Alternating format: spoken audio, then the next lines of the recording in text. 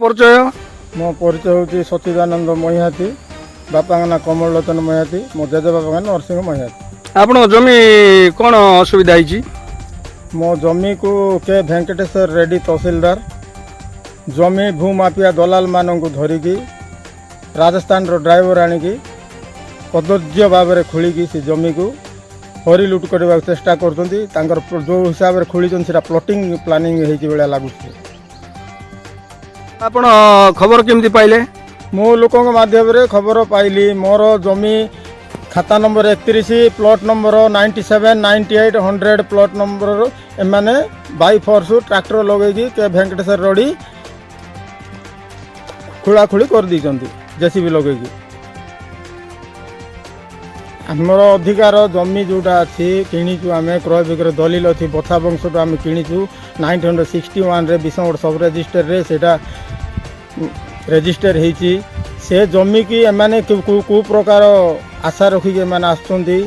ଆମର 2025ରୁ ଏମାନେ ଭିତରେ ଆସିଲେ ଆମେ ଜାଣିଲୁ। ଏମାନେ ତା ପୂର୍ବରୁ ଆମେ ସେଇଟା ଦଖଲରେ ଅଛୁ।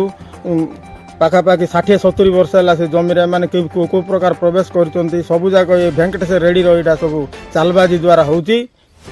ମନ୍ଦିର କମିଟିର ସଦସ୍ୟ ଜି ରବି ଗୁଡଲା ଆଉ ତହସିଲଦାର କେଉଁ ପ୍ରକାର 97, 98, 100 ଆମର ପ୍ଲଟ୍ ନମ୍ବରକୁ ରାଜସ୍ଥାନର ଜେସିବି ଆଣିକିରି ଖୋଳିଛନ୍ତି। ଆଉ ସେ କୁଆଡ଼ୁ ଏତେ ତାଙ୍କ ପାଖରେ ଏତେ ଅର୍ଥ ଆସିଲା ଯେ ଲକ୍ଷ ଲକ୍ଷ ଟଙ୍କା ଖର୍ଚ୍ଚ କରୁଛନ୍ତି ଏମାନେ ଆମ ଜମିକି ହଡ଼ପ କରିବା ପାଇଁ, ହରିଲୁଟ୍ କରିବା ପାଇଁ ଏମାନେ ଯେଉଁ ଚେଷ୍ଟା କରୁଛନ୍ତି। ଆଗାମୀ ଦିନରେ ଏଇଟା ଆ ଉପରେ ଗୋଟେ ତଦନ୍ତ ହେବା ଦରକାର।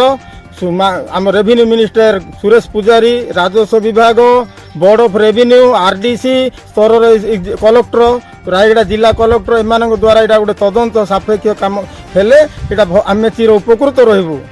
ତହସିଲଦାର ଭେଙ୍କଟେଶ୍ୱର ରଡ଼ି ଏ ଜମି ମାଫିଆ ମାନଙ୍କ ସହିତ ମିଶିକି ଆମର ଏ 97, 98, 100 ପ୍ଲଟ୍କୁ ପ୍ଲଟିଂ କରି ବିକ୍ରି କରିବାକୁ ଚେଷ୍ଟା କରୁଛନ୍ତି, ମାଲାମାଲ ହେବା ପାଇଁ ଚେଷ୍ଟା କରୁଛନ୍ତି। ମୋ ଭଳିଆ ଲୋକକୁ ଯଦି ଏମାନେ ଏମିତି ହଇରାଣ ହରକତ କରୁଛନ୍ତି, ମାନେ ସାଧାରଣ ଜନତାକୁ ଏମାନେ କେଉଁ ପ୍ରକାର ହଇରାଣ କରୁଥିବେ।